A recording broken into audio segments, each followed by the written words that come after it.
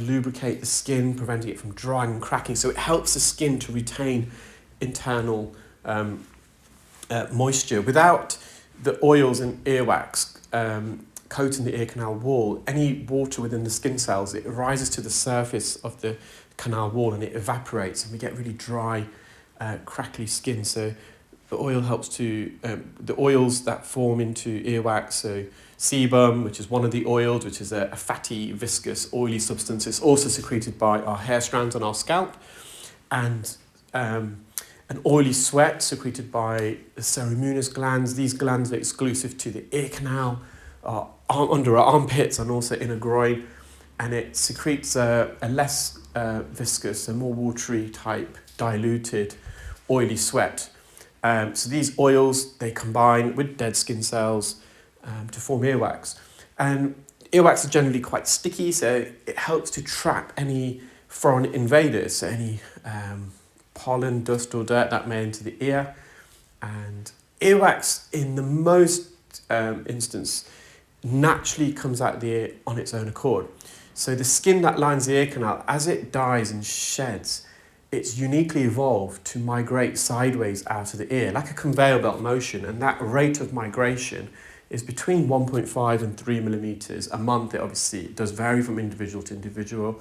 It's comparable to the growth of our fingernails.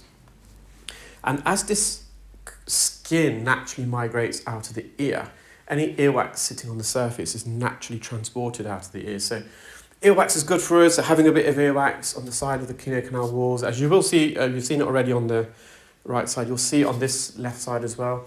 I always attempt to hover over it, and if it comes away, brilliant, but if not, it's not a problem. And because of the consistency, the only way to really remove all of that, which again, it's not going to provide any clinical benefit, you could argue it would be the opposite, is by scraping the canal walls or flushing water in there. And again, water's bad for our ears.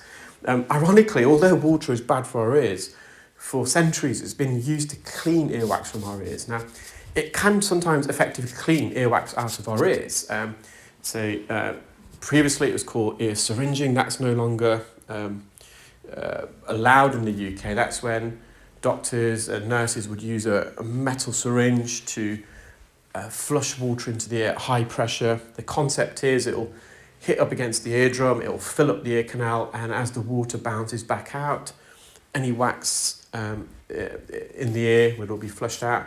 In the UK, instead of ear irrigation, syringing, we call it ear irrigation, and that's when, again, water is flushed into the ear, but at a more controllable flow of rate of water. So there's either a foot pump or settings on the irrigation machine, so you can adjust it to ensure it's not over-pressurizing.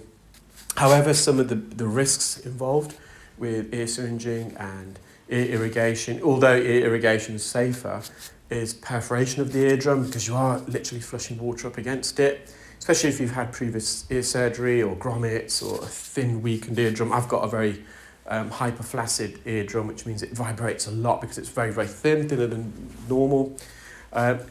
Also, probably for me, the biggest risks of getting water in the ear is developing swimmer's ear. Swimmer's ear is an outer ear infection called otitis externa as a consequence of getting water in the ear, hence the name, swimmer's ear. Water provides the perfect breeding ground for bacteria and fungi to incubate and grow and multiply. Also,